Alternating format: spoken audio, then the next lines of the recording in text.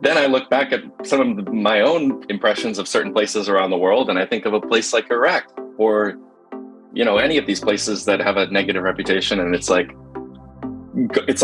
saying, oh, I would never go to Iraq because I would be in a terrorist attack. And then you meet someone in Iraq and they're like, what are you talking about, man? It's like we have, there's millions and millions of normal people living here, having everyday lives, raising their kids, going to school, working in IT and in offices and things, just the same as you and me. So it's kind of funny to have those experiences as the person who's reacting that way, like, what?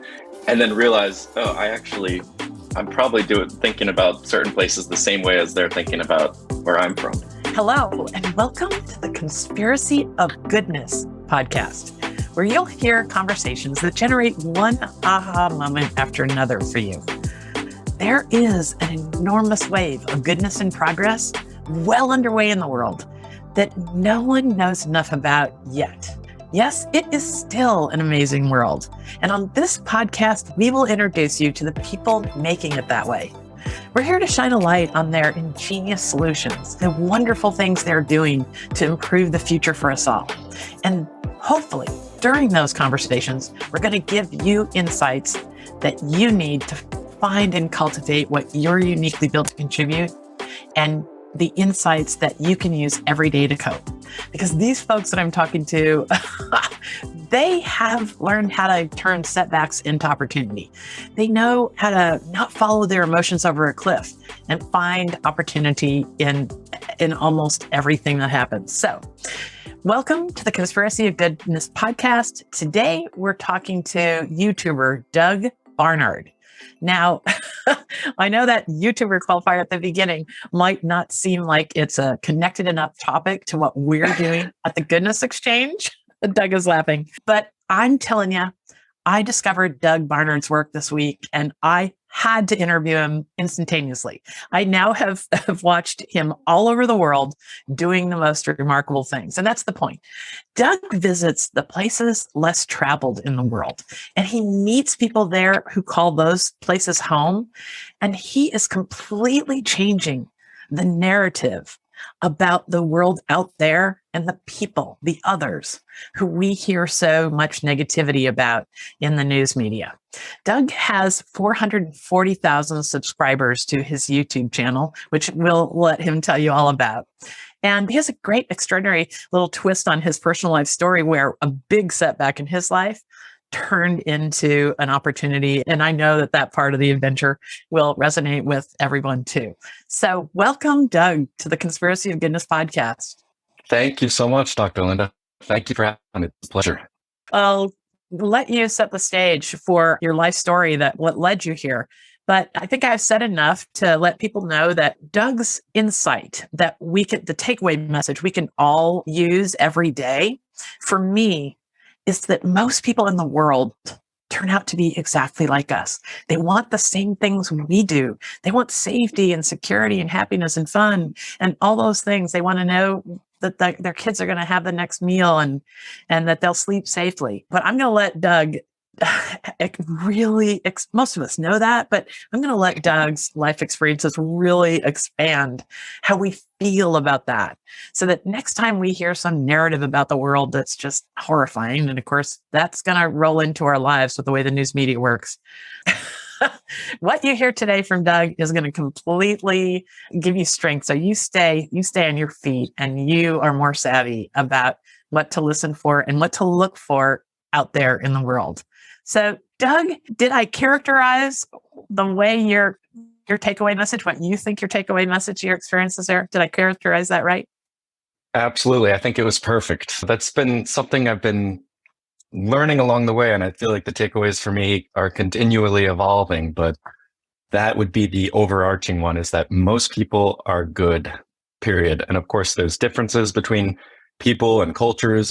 But at the end of the day, when you spend time with people across the world, it's you find more in common than differences. And it's just amazing. Time and time again, it just continues to amaze me.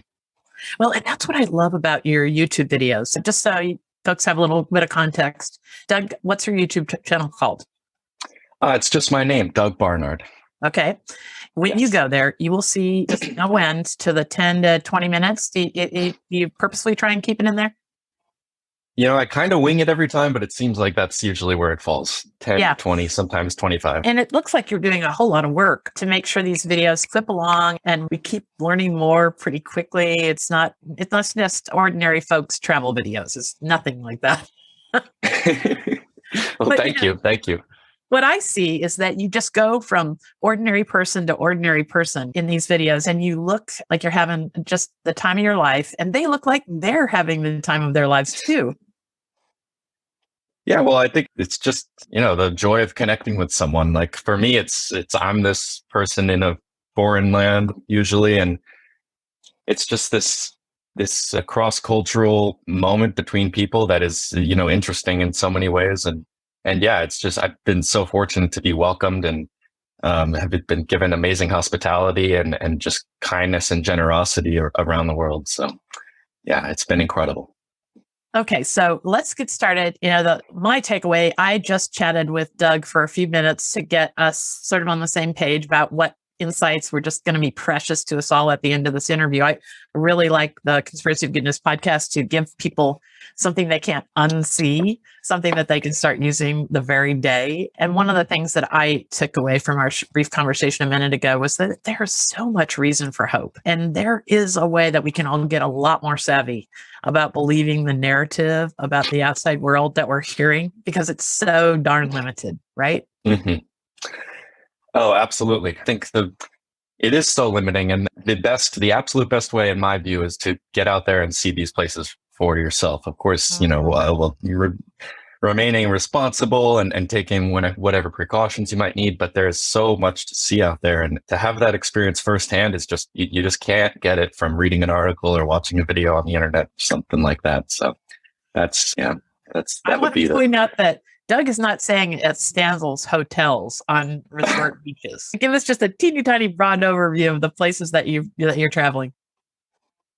Well, so I've spent a lot of time in the Middle East, in Arab countries and places around that part of the world, North Africa, down to Sudan, a little bit over into Asia and Eastern Europe. But yeah, some of these places, I'd say most extreme was I slept on the floor of the border station in the middle of the desert between Egypt and Sudan. And we stayed there for 24 hours straight, and the total journey was 48 hours. So it was extremely frustrating at times, but it was humbling and it was just the adventure of a lifetime, of course, at the end of the day. So it's not always comfortable, but it's always at the end of the day a great experience. Well, let's get to some of those stories of adventure, because I want to have people as inspired as I am about the expanded worldview that you offer us with these videos, and we'll give people more access to that YouTube channel, and all the links are going to be in the show notes too. So let's start with your story, because the first thing that most of us can take away from this interview is that, golly, if you have the right attitude, you can turn a really bad setback into opportunity. To give us some of your story. Sure. So I grew up in Connecticut in kind of a pretty homogenous, upper middle class sort of town. I went to public high school there and ended up going to study hospitality at Cornell University. And after that, I worked for Walmart e-commerce in their New York office selling pet supplies on Walmart.com. So kind of a strange role that I never imagined myself in. But if you need to know anything about dog and cat flea and tick products, I am definitely your guy. I'm the expert there. So was working there for a little over 2 years. I graduated in 2018 and I worked till mid 2020. And that's, of course, when COVID rolled around. And in August of 2020, I ended up getting laid off from Walmart as part of this mass layoff amidst the pandemic and kind of a reorganization of the company. Hundreds of people were laid off. It was this whole big thing. My whole team was basically liquidated. And, I'd started my YouTube channel as kind of just a side hobby and just like a little pet project for myself when I traveled. So it's just about, right at the beginning of 2020, I actually did my first trip where I filmed for YouTube in January and February of 2020. And I got back and boom, COVID hit. So I had it going, but as this small sort of side thing that was just mainly for my own enjoyment. But I could see the potential with it and the momentum that if I only had more time, I would think every morning going to the train to take the train to work, like, man, I would love if instead of, going and selling flea and tick supplies right now, I could be working on my videos or putting more time into that. And so I ended up getting laid off and I found myself at this crossroads. And it really was like I had this binary choice to make, which was, all right, I can kind of take this crazy leap off the cliff and go try and travel full time. And this is, it had been my dream for a while to have travel be a larger part of my career. And I had this fledgling YouTube channel. So my choice was I go and just put it all out there and try to make this into my full-time job, or I get a more traditional job again in New York or somewhere else in the States and hopefully maintain it as a side project. But through talking to a bunch of important people in my life and just kind of realizing the once in a lifetime opportunity to pursue it, I of course ended up taking the first option, which was to move abroad full time and travel full time and really see if I could turn this into something sustainable for myself. And so that's what I did. And that's kind of ever since I set off full time in January of 2021. And so I've been traveling more or less full time ever since then, and just building continuously since then. So this is counterintuitive to the way a lot of people would respond. They invested all this in their college education. They had a niche. They had a job there. Right around the corner was the mass resignation, so that you could have probably gone right back and gotten a job anywhere you wanted and named your tune. But instead, you just launched out into the world. There had to have been something that gave you the courage to do that. Is there something in your upbringing that you want to share with us? It's funny, like I'd say I grew up in a pretty traditional, at least in terms of career orientation, a pretty traditional household. And my dad is a very black and white kind of guy. I like to say he's go to school, get a nice job, settle down and build a life in that way, in a very traditional sense. But I was very lucky in that as I explained this kind of crazy idea that I had to him, he was super supportive of it. Both my parents were. But I remember my dad specifically saying to me, because I had, of course, all of these hesitations and concerns that, oh, what if it doesn't work out? What if I can't sustain myself through this? And what if it just flounders and it's embarrassing and nothing works out and I have to crawl back with my tail between my legs and admit defeat. But he said to me, it's like, you can do anything for a year. Go do it. You're fortunate enough that you can, if it doesn't work out, if it totally crashes and burns, you will be able to come back. It won't be the end of the world. You can get another job, you can recover and you can, you can move on, but you're going to, regardless, even if the YouTube thing in the material sense, if it failed, the experiences that you'll have will have been worth it. And so hearing that from him, it was almost like it unlocked this permission in my mind to go out and just give it a chance and just be vulnerable and let it happen and see what it could be. So that one line from him, you can do anything for a year, was it really unlocked this potential for me. And that's kind of what set me off on my path. Okay. So this is a really useful insight. My parents were the same way about, horrifying college roommates. They'd say, you can live with anybody for a year, or really poor fit for a first job. And when I was in college, they were like, you can do anything for a year. And, that statement kind of gets embedded in there, and it really does give us this 40% in the tank that we often need, right? Absolutely. And it's not only that you can suffer through anything for a year in the worst case scenario, but even if you do have to, quote unquote, suffer through something for a year, if you're really not enjoying it, more often than not, I'd say almost 100% of the time, you're going to have some greater takeaways or lessons that are going to be a positive for you at the end of the day. So, yes, that is the huge thing. Yeah. Yes. That is the saving grace to really the big quandaries and struggles that we all get ourselves into.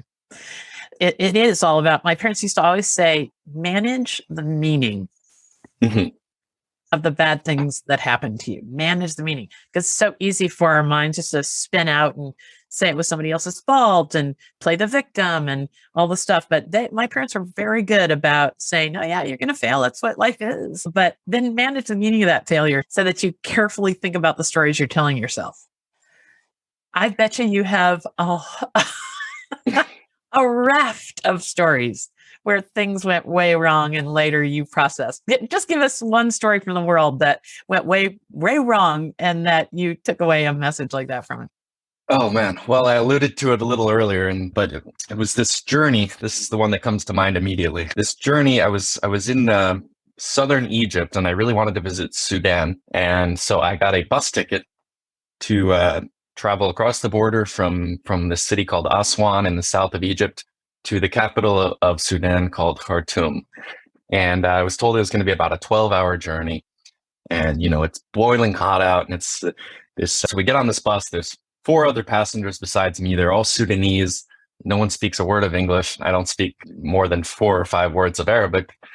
And so we set off. And I'm quickly starting to realize that this trip is not going to be as straightforward as was pitched to me at the ticket office. So we make it to the border after about, I don't know, must have been 8 or 9 hours. And it's truly in the middle of nowhere. We're in the middle of the desert on the border between Egypt and Sudan. So the part through the border was actually pretty straightforward. We went through, got the passport stamped, etc. And then we're on the other side of the border, and I'm like, okay, great. We're going to probably hop back on this bus and get going pretty soon. As it starts to get darker and darker, I'm looking around and I'm not really able to communicate with anyone super well. And there wasn't even really an internet connection to use Google Translate or anything like that. So it was truly, I was on my own to just mime and try to understand as best I could. And the people, I can't imagine what the fellow passengers were thinking of this crazy American guy, trying to get answers and understand the situation we were in. But we ended up spending the night there, and there was really nothing there. I mean, it's just this little border station in the middle of the desert. They locked all the buses with all of our belongings and stuff inside them, and the drivers disappeared to go sleep or drink tea and hang out with their buddies or something.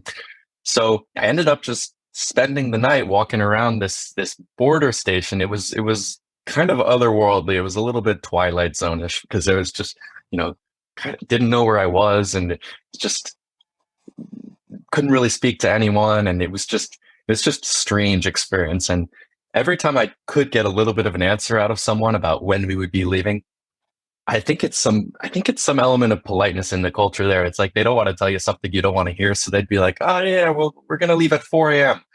So I'm like, okay, it's 11 p.m. now. All right, I'm just going to, settle down. And then at 4 a.m., we're going to leave. And so I'd be sitting there drinking tea, exhausted in this little tent. And it's so hot during the day, but freezing cold at night. And I had all my jacket and stuff on the bus. So I'm shivering, sitting there waiting to go. And the 4 a.m. rolls around. And what do you know? But nothing's happening. So I go back up to these guys and I'm like, hey, so are we going soon? And they're like, at 10 a.m. I'm like, oh, geez, okay. All right, so like 6 more hours. So everyone's settling in, sleeping on sidewalks. There's no facilities around. People are, either sitting in little tents, just drinking tea and staying up all night, talking, chatting, or just sleeping on the sidewalk on blankets and things.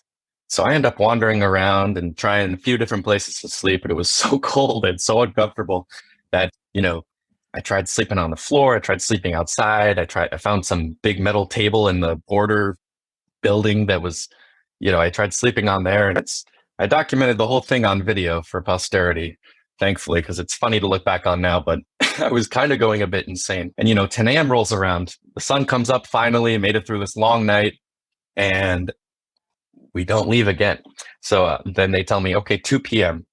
2 p.m. rolls around. We don't leave. Finally, around 5 p.m. So after a full 24 hours sitting at this border, just doing absolutely nothing, we leave. And at the time, you can probably see it in the video if anyone watches it, I was starting to go a little crazy. It wasn't even that we had to be there. It was just the unknowing of it. Like, when are we leaving? What's happening? Why are we in this limbo? So it was a pretty funny little moment in the travel journey of just kind of confusion and just discomfort. But by the end of it, it was something I could look back on and laugh at. It was just this crazy journey that I never in a million years could have expected myself being stuck on the border of Egypt and Sudan in the middle of the desert for 24 hours. But looking back on it, it's a great story. How did that serve you? Like, what later did you do better because of that sort of small nightmare? Well, I'd like to think I would try to understand the logistics of a thing a little more and be certain about things before I, sign on to them. But, the bigger takeaway was just how much this uncertainty and this discomfort made me freak out. and kind of lose my mind at times in the heat and the cold. And then to see the way it was totally normal for all the people I was traveling with, it gave me this perspective of just how lucky I had been to that this is just not a part of my daily life to have to endure this kind of journey just to get across, a simple, couple 100 miles, which would be an easy thing to do here in America or in the West. So it gave me an appreciation for, the journey that is pretty normal for a lot of people in a lot of places around the world. And that does harken back to something we talked about before, which is the secret to happiness is low expectations. I bet you Absolutely. you set your expectations different in the future.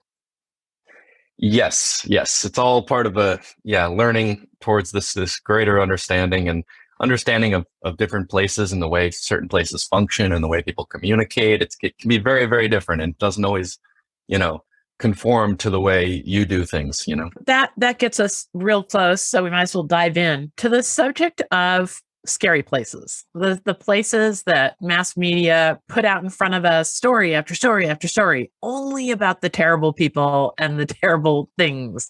Like there is this definition of mayhem and disorder and danger that some places get, and you don't find that, because it seems like by when I just look at the places you've been on your YouTube channel, it looks like you're sort of specifically picking places that might have a bad reputation. State Department's worst nightmare. Yes. Yeah, it's funny, just as a little aside, I never really intended to have a focus on the Middle East, but the way it worked out is I went to Saudi Arabia for my first trip where I made videos because they had just opened up for tourism. And I thought, okay, this could be a good way to jumpstart my channel, since there's hardly any videos on YouTube about Saudi Arabia, because before then they had no tourism, period.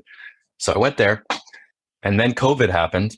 And then one of the only countries that remained open during late 2020 for tourism still was Egypt. And I figured, okay, I already have this Arabic speaking audience from Saudi Arabia. Let me go to Egypt and see if that kind of is the natural progression of things. And I went there, and luckily, everything worked out there. And so I kind of fell into this niche of like Middle East and Arab countries, and just kind of went from there. But yeah, mostly, I guess a lot of the countries on my channel would be places that would raise red flags here in America. But that's been the just one of the greatest takeaways, is that it's not so cut and dry. It's not so simple as what you see on the State Department website. And of course, you have to take things into consideration and be careful and take necessary precautions. But yeah, to be able to experience that firsthand and learn along my journey that, there is goodness everywhere, and it's not so simple as what you see on the news. That's been an amazing takeaway. So let's dive into a couple of places that I thought one way about that your videos really helped me turn a corner. I know we're diving right in here, but talk to us about Iraq. Well, let's first not let anybody get the hair up on the back of their neck. Sure. You don't go to places where you're likely to need to be rescued. You're very conscientious about where you go and who you go with, and there's some little tips. Share with us this fine line that you think there is between going somewhere where you're likely to get abducted and then held for ransom and we have to come save you, versus traveling to point out all the good and make the world a better place for your work. Where's that fine line? And give us some tips about that. Sure. Well, yeah, I think there's a big difference between like a failed state or a place that's relatively lawless, such as just for like Somalia, for example, where there's really there is, but there's a very disputed like central government, versus in Iraq, where they have a federal government. It's not like it was in 2017, where ISIS was there and controlling large swaths of the country. It is, by definition, the government is stable there. They control the territory. So it's not like you're going into a complete wild card situation. Of course, things can still happen, just like, something can happen on the sidewalk in New York City. But I think that's how I would differentiate it. And I think it's on a case by case basis. But for Iraq, I was working with a tour company, made sure all of these things were going to be taken care of, asked a lot of questions before I went, and then took certain precautions, like especially as a YouTuber with some sort of public following on Instagram and various social media. One of the things, for example, we did was when we would be in one place. So we started in Baghdad.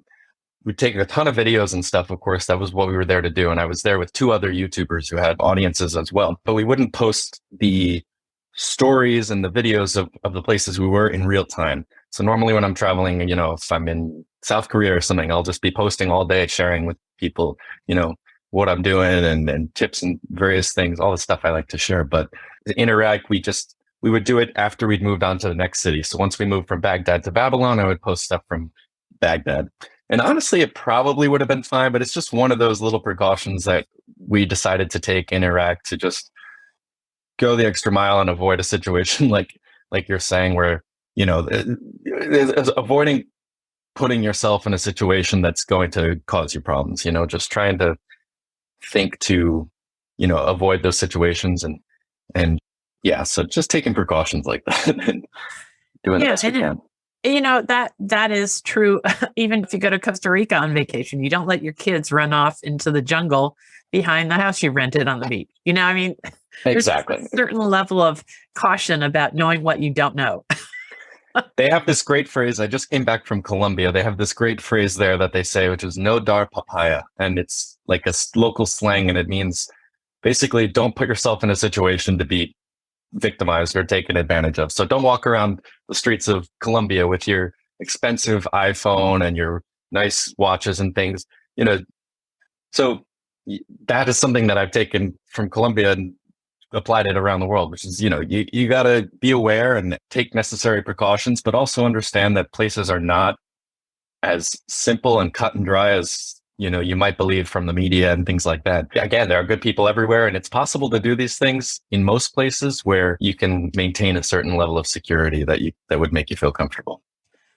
So give us a story from Iraq that surprised you. I'm sure there are things. Okay, so I need to preface this, if we haven't done this so far, that Doug's focus really is on meeting ordinary, everyday people and just interacting and sharing joys and a bit of cultural education and all that. So tell us something that was surprising in Iraq that you came across that we Americans would never believe.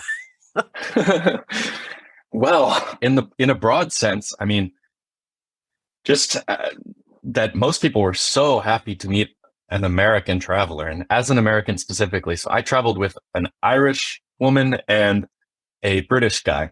But as an American, it was a little different for me and some of the things I was thinking about going in, just because of the war and the recent history and everything. I didn't know if I would have to hide the fact that I was American and tell people I was Irish or something, or if I was going to be greeted with hostility, and that just wasn't the case at all, which is just amazing when you think about, the context of everything. If anything, it was the opposite. It was this excitement and the excitement about American culture and TV shows and movies. And, oh my gosh, where are you from? Oh, my cousin lives in Minnesota, and just things like that. So I was welcomed so strongly. And then even more broadly, just the hospitality and generosity and kindness of the Iraqi people is second to none. I mean, it's just unbelievable. And especially when you put it in the context of everything that country has been through, it's just astounding that you meet someone on the street and they'll invite you to their home, or just share their food with you with asking nothing in return. It's just amazing. And that's a thing I've noticed, across the Middle East specifically. This culture of hospitality is absolutely incredible. But if I have one story that kind of illustrates this point so well about this whole nervousness about being American and telling people there that I was American, I found that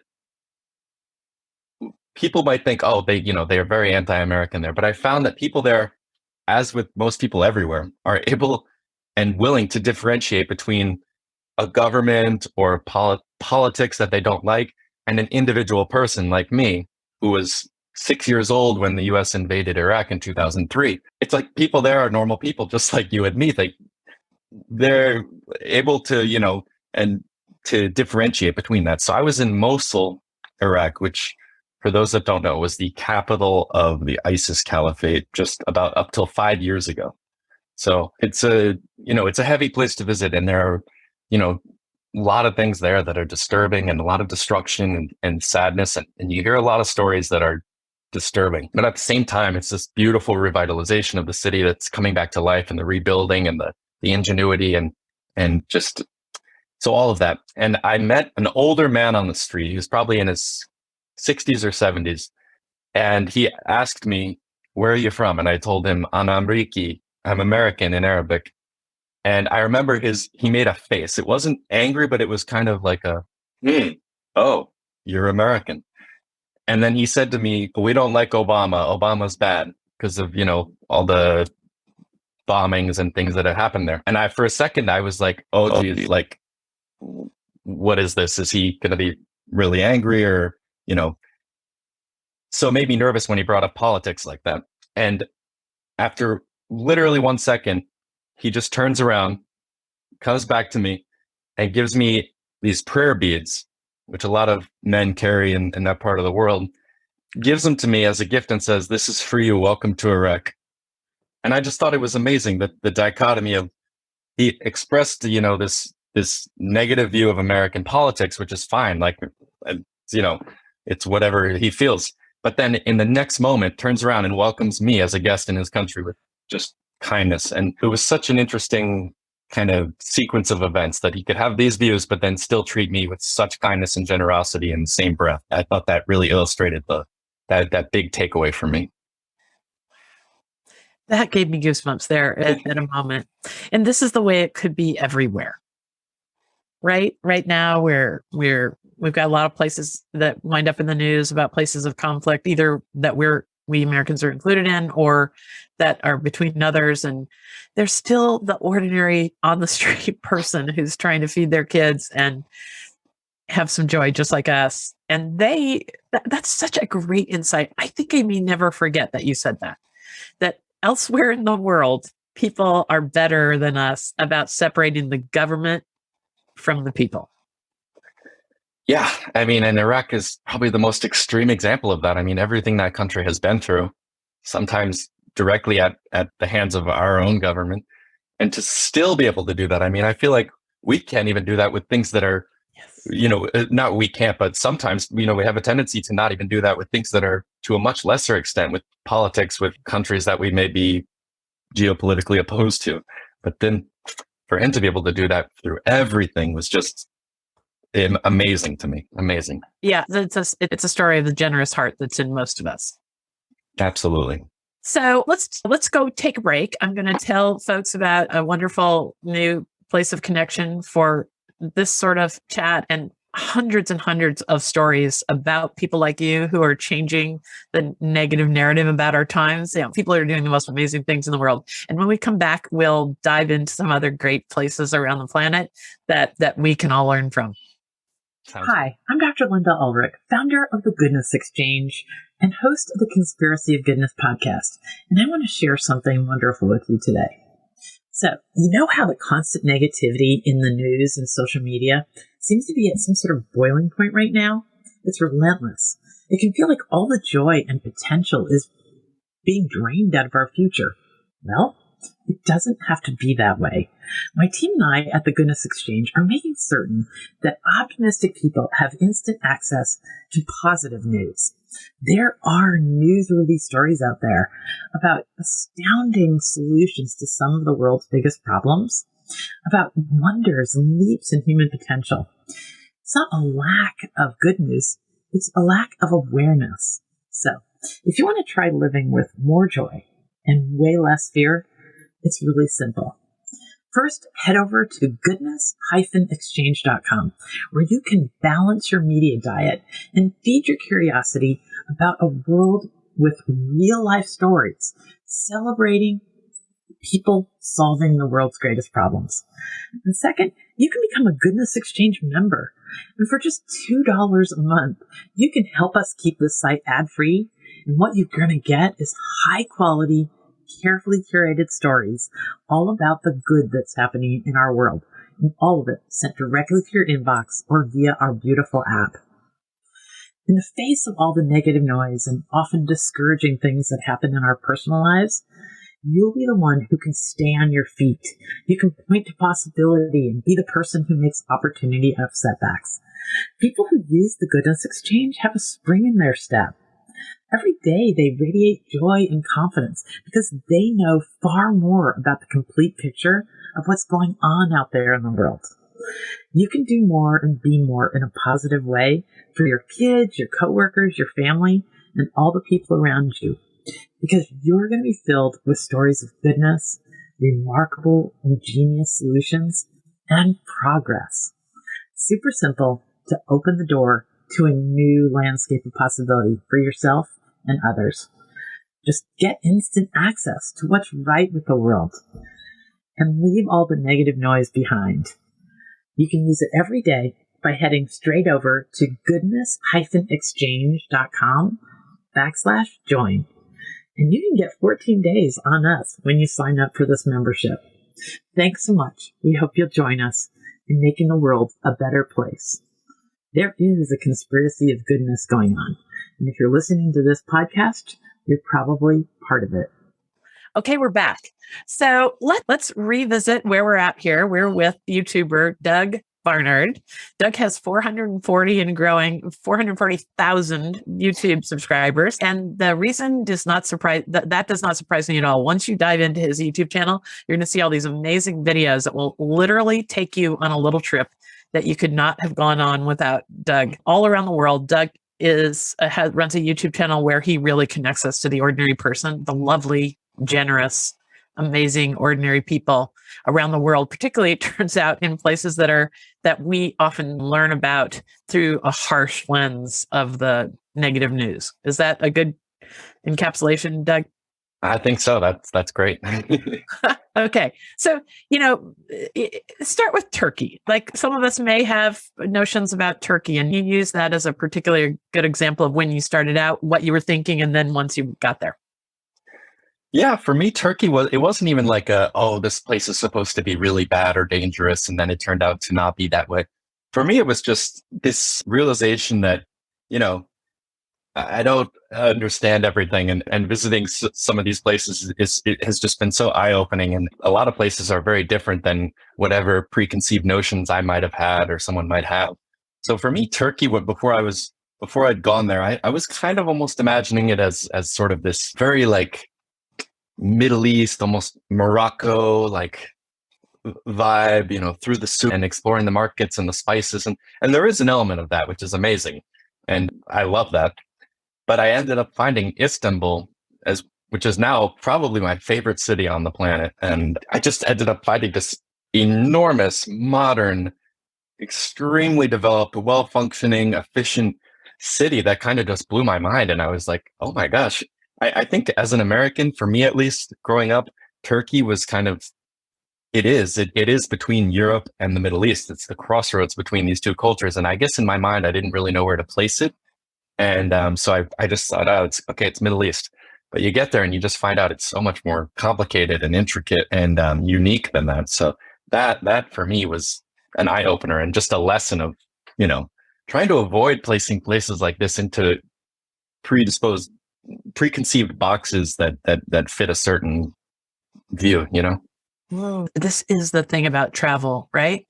Is that no matter what, if it's just going to a neighboring state that you think you knew enough about or what have you. I mean, that's the thing about travel is that it's so easy in our soundbite society and the way the news runs to just lump everything in the same box. Absolutely. We learned this very early on. My husband played professional basketball in Spain, and we showed up there in the year that they were having the first free elections after Franco. And so this was an interesting time to be in Spain. And, people would ask us where we were from, and we'd say in Spanish, near Chicago. Now, remember, they were getting media that was like 20, 30 years behind at that point. Franco kept the country very under a lid. And so when we'd say we were from near Chicago, they would go, gangsters. And this was from Bonnie and Clyde movies from the 1940s. And this was like 50 years later.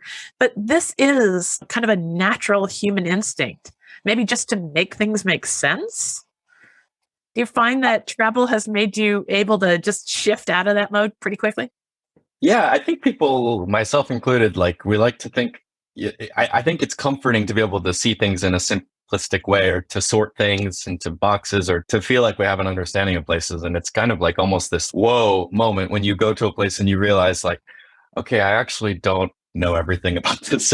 And it's way more complicated, and yeah, just way more complicated than I would have expected. I mean, I noticed that I think with every place I go. I mean, kind of similar to what you just shared. For some reason, it's a lot of Australians. I've met a lot of Australians, and I'll say, "Oh, I'm from the U.S." Oh, cool. And I say, "Hey, you should come visit the U.S. sometime." And I remember this one time where this one Australian woman goes, "Oh, I would never go there. I'm afraid of the gun violence."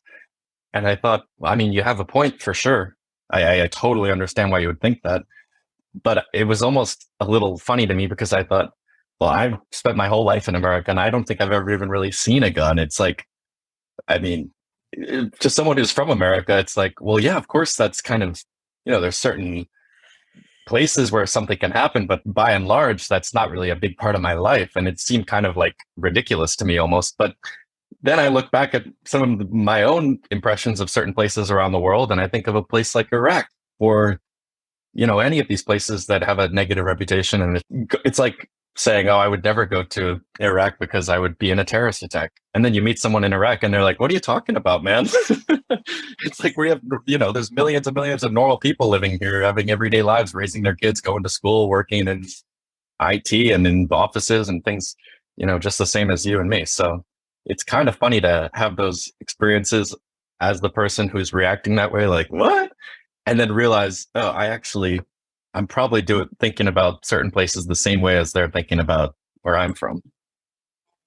And that is the opportunity here for us all, is to let conversations like this, let YouTube channels like Doug's, and there's so many more that are shining a light on cultures around the world. If that's all we did with our time, it is look at videos where somebody's trying to give us an honest representation of the good that they find around them in different cultures, we could have a whole different worldview about each other and possibility and all that. But that's my soapbox.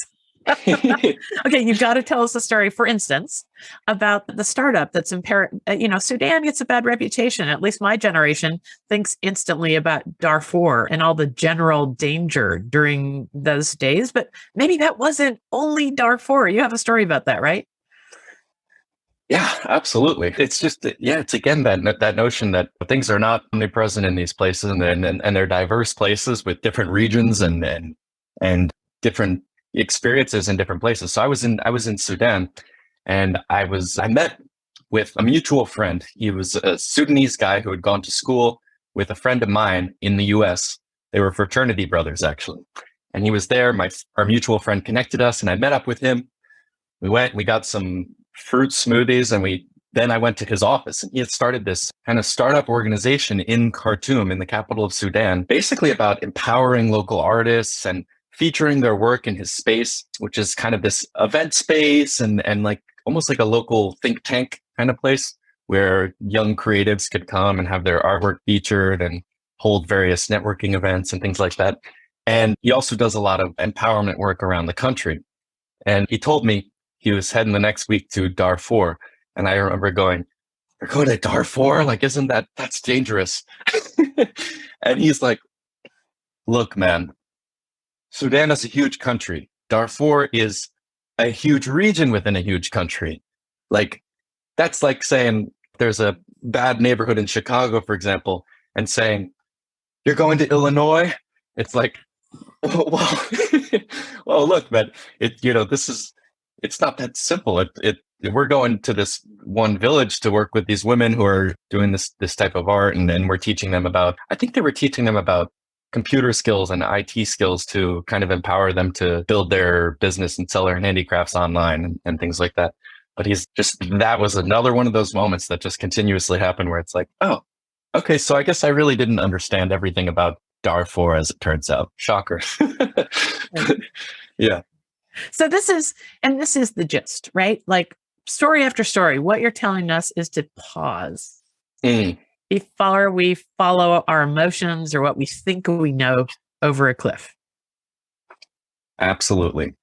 There's almost guaranteed to be a little more nuance to everything you probably heard or seen, or any kind of predisposition you have. It's a little more complicated, usually. Wonder if this happens to you. Now, because I've traveled the world. In fact, we drug our kids all over the world since they were little to crazy places. They've been to Oh remote my Tibet goodness. and played at our feet in Belfast, Northern Ireland, etc. And when you take kids along into some places that have a funny reputation, you have to be, your heightened awareness has to be even better. Now, we didn't take our kids to places at the level that you're at when it comes to bad reputations, but they've gotten lost in the Andes and the very strange things. So Wow. anyway, my point is that I think our takeaway is that it's never as simple. Like when some people make a very complex topic simple, like they make it sound like the answer should be so obvious to us all. It's so simple. That's when my little alarm bells go off. Me too. That's it. I've just started going, no. This issue that you're making sound like the answer is so simple is so hugely complex. And I usually think either you don't know very much about it, so you're not seeing how complex it is, or you have some kind of agenda that you're just trying to use fear to get people to follow you. And so I always pause, there may be valid notions about almost all of it, but it sounds like that's what you've learned. You've learned to sort of flip it. Yeah, and I totally agree with you on that point. And I think especially in the age of social media, there is this tendency to there are certain kind of scrappy news organizations that'll put together a 3-minute Instagram video or some slides that you'll see people share on Instagram that are just here's everything you need to know about what's happening and blah, blah, blah.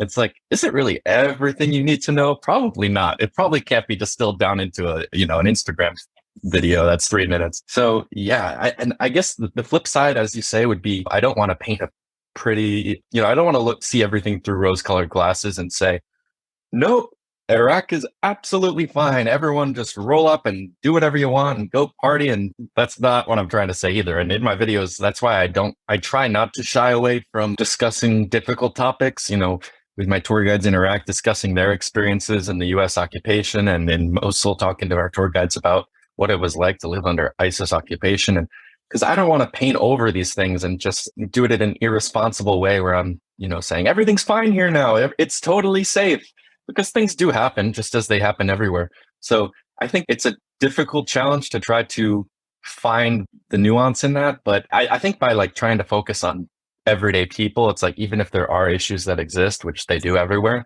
you can still find things that are kind of, at least for me, have been a revelation in even these places where there may be a lot of concerns. You can still find the good stories to tell. Oh, that is such a good way of putting it, Doug. These revelation moments that you can have by putting yourself, I call it, out on my growing edges. I like that. Right? I like that. I try to push myself out on my growing edges. And, I try also to be really honest with the people around me when I'm out there. So that if I'm acting kind of quirky or whatever, that they know I'm reaching, because that's a human. People can understand if maybe you've never ever been around someone with a disability and you're reaching for the right words to say. Well, you can just admit it in our current climate. I think most of the time it's okay to admit that you're past your comfort zone or that you're right at the edge. Have you found that honesty that connected you more easily with people along the way? Yeah, I think so. And it's about finding people. I meet a lot of people, but it's about finding people that have that mutual understanding and want to learn about what you think and you want to learn about what they think, and almost having that implicit permission to maybe make mistakes or not know the right way to ask a question or to talk about something, but to find someone and have that common ground where it's okay to have those conversations and learn from one another, even if it's a difficult thing to talk about. So, I've got a lot of friends in Iraq that have just been so great to just be an open book to me and just, be ask me anything, man. All of this stuff is complicated and there's not necessarily right answers to everything, but if we're talking and we're learning from one another and discussing these things and coming to a greater understanding, then that's always going to be valuable. So that's been a real privilege to be able to have those conversations.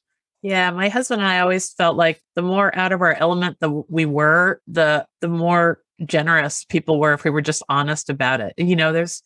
A smile can speak 1,000 words. The level of human understanding without language that we found out in the world is unbelievable. I totally agree. And that's that is something that I think used to make me uncomfortable. The notion that like, well, if I can't talk to them, then this is going to be stressful, or something's going to happen, or there's going to be a misunderstanding. But it's almost like you're able to connect on a more like natural level when you can't just like say exactly what you want to say. It's just like, it's like almost about the energy you're putting out. And it's like, you can just connect on this like almost understanding that it's like, we're friends. I'm here to help you. It's like a really cool thing. So I love traveling when you can't necessarily speak the same language. It's like this whole exploratory interaction. It's very cool. Oh yeah, and it's a shared struggle. That's why I think it's important, is because if you're with one of those people like you're describing that also is reaching, that finds this sudden connection with an American or whatever, this sudden connection with someone who isn't from where they're from, if they find a lot of joy there, then it's a shared struggle to communicate and to arrive at some helping each other, right? Totally. And then when you do make that connection through, whatever you have to do to communicate, it's like this, yes, that's what I'm saying. It's just like a great moment of like, you conquered these impossible odds to get whatever you had to do done. I know. One time when we were traveling with our kids and we were in a really kind of desperate situation, and I found this guy that looked like a jovial guy, and we could function in Spanish and function in Italian. So I just tried those two languages in French. So I kept trying all these three languages to get this guy to help us. And then, so we would go down these alleys in this short conversation. We would try Spanish together. Then that was failed. Then we'd try Italian. Then we'd try French. And finally he says in perfect English with a Boston accent, "Where are you from?" Oh my gosh. That's like out of a sitcom. I love it. We were both American. We were both just assuming. I mean, because it was a very off the beaten path place, and we just assumed there would be no Americans there. Anyway, where are you from? Nice and slow. Nice and slow. I said, "Oh, okay." So then we got ourselves squared away. One of the points that I really want you to fill in a little bit for us is this notion too. You've already mentioned one, is that once we have something in our minds about a place, it could be 15, 20 years ago. Mm-hmm. My mom was always like that about New York City. She was a great traveler, and she went from Midwest Illinois, where I grew up, to New York City. And it was about the biggest, craziest thing you could do. Because at that point, New York City did have a very dangerous, bad reputation, whether it was deserved or not. But there is a time when, about 30 years ago, when New York was in deep trouble, and it was a rough place. But she never let it grow from there. When my daughter was going to move to New York City, she was like, "Oh, you can't. It's such a dangerous place." There's that, right? Is that once a country makes the news for whatever negative or positive reason, we stick it there. Totally. And it's almost like, unless you go there and experience it, maybe you can get this perspective elsewhere. But I think by far the best way to change that perspective, or to see how things have changed, is you have to go there and see it. Because when you experience it with, all your senses, and you have this lived experience, then it's like, okay, and now I can go tell people about it and try to change those perspectives, because it's so easy to fall into this notion and hear something for sometimes years at a time, especially like some of these countries I've been to, and go, okay, so that's that. And I'm never going there. It's not safe, Mm-hmm. And they might have done, revolutions of improvements and stabilizing and all literally that in the 15 years since you last formed an opinion by something in the negative news. And remember, that started out hyperbolic, like we've already talked about, right? Right. How we got that opinion was from the hyperbolic drama, crazy news media. So then there's another point to that, is that we can also think that a country is like a single TV show paints the picture. Talk to us about Colombia and that. Colombia, yes. Well, so I just came from there, and I'd been there once before in 2018 when I had just graduated college. In Colombia, I would say now, well, of course, in the 80s and 90s, it was all Pablo Escobar and drug cartels, and it was truly one of the most dangerous places in the world. And then I would say probably over time that it was out of the news as it started to change. And then a few years ago, this TV show Narcos comes on TV, which is all about Pablo Escobar in Colombia. And of course, since it's a TV show and it's a dramatization, they glorify all of it and embellish it. And it's based on a true story, based on and they will add and make it entertaining and flashy and violent. And then there became this grim fascination with Colombia. And as more and more people are going there, it seems like, of course, people go in with this as their main source of information about this country. And it's interesting when you go there, there's actually a real backlash against this preconception from Narcos, the TV show specifically. And a lot of people there hate the TV show because you've got some people who go in innocently enough, but they do have these predispositions. But unfortunately, you've also got a lot of people who are going there to like do the Narcos tour. And so now they're in a place like Colombia, they're trying to push back on that and work really hard to undo some of the notions that this TV show has created, it's interesting to see like a place actively working to change its image that was probably not fairly given to it.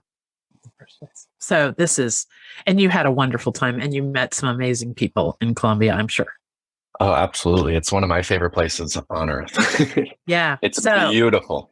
Yeah. So I'm telling you, we've got to wrap up, take a few little journeys. You got 10, 20 minutes to kill over lunch instead of scrolling through the doom and gloom. Go someplace that you never thought you'd want to go to with Doug Barnard on his YouTube channel. It will bring you a smile. Many moments, it's very real, but you'll also go away saying, oh, those people seem just like me. And this is the beauty in our humanity that's waiting for us, I believe, is that when we all discover that we're only getting a tiny slice of reality from the media in our lives. And we've got to either meet people like Doug who allow us to travel without leaving our chair, or we got to get out there ourselves somehow, huh? Absolutely. And I would just say to your audience, if anyone has any questions about any of these places or just wants to ask any questions, feel free to reach out to me because I love talking about this kind of stuff. And my goal with the channel and everything is to change people's perspectives, like you're saying, and hopefully inspire some people to travel to some of these places or even any place that they are uncomfortable about, to push that boundary a little bit and kind of broaden their horizons. So yeah, thank you so much. Well, you're going to find real people there, right? That's the point. Just like you. Exactly. The world is filled with normal, amazing, kind, generous people that you should go out and meet them and understand them. Lovely. Okay. So are there any remaining big takeaways? I mean, maybe that's it. Maybe we just wrap up right there. Can you think of anything? Maybe last wrap up, Doug, with how you tailor the value of taking measured risks when traveling. Is there any little last thoughts you want to leave us with that? Well, I think it's so important, especially when, a lot of people, I guess, would say, if you're pushing the boundaries and going to these places that, for example, are like on the State Department's do not travel list, you do have to take measured risk. And I would never want to push it to a point where I'm going to be having to, be rescued or put myself in danger or do that to myself or my family or anything. So I think it's just about learning as much as you can, going beyond the headlines, really digging into a place, and then trying to reach out and actually talk to people who have either been there or who even live there. So, I'll try to connect with people on social media and things before I go to a place to get their perspectives and hear their thoughts, because it's really, really difficult to find it a lot of times in our traditional media sources. But if you can get outside the box and connect with real normal people like you and me, they'll a lot of times either put your mind at ease or give you really good advice that you can't find anywhere else. So yeah, at the end of the day, it all comes back to just connecting with normal people and learning from them and taking those lessons and then, making smart decisions whenever you can. And hopefully it'll be an amazing experience as it's been for me. Oh, Doug, this is so lovely. You've refreshed my view of humanity. I'm going to always question the negative narratives now that I'm hearing, because I think what you're sharing with us is that we're never hearing the whole story. The whole story is never as simple as as a news article can possibly put it. And I'm not implying bad intention. I'm just saying, one story is but one story in millions and millions of stories of lives well lived all over the planet. Totally. And a lot of times the stories are true, like they happen, but it's like a lot of other things happen too that don't get written about. So, then they never will really get written about. But, so you got to go out and find them or find alternative ways to learn about them. So, yeah. Okay. All right. Well, thank you so much. Any of the links that we've talked about today will be in the show notes. And we'll have to have Doug back when he's gone to some cool places. Maybe we'll just dive into a cultural or two on some future interview. In the meanwhile, Doug, where can people connect with you first and just get this kind of interaction going? The best place to reach out to me would probably be on Instagram. It's at Doug_Barnard. And you can also comment on YouTube or Facebook, pretty much everywhere. But Instagram would be the best spot, I think. And this is what you do for a living. So you're tuned in. Yes. Oh, yes. As best I can. Yeah, this is my day in, day out. All right. Well, thank you so much. For any information that we might have mentioned, you can check the show notes and do check out the Goodness Exchange. This is the place in the world on the web with no political agenda, no politics at all, no commercial agenda, no ads, where you can meet people like Doug and thousands of others who are opening a future for us that we're not hearing nearly enough about. Thank you so much. I hope the insights you share with you carry you through your week and you start finding all the joy and wonder that we've been talking about. Thank you so much for having me on. It was a pleasure. I really, really appreciate it. And it was great having this conversation. All right. Happy travels to everyone. Bye-bye. Bye-bye.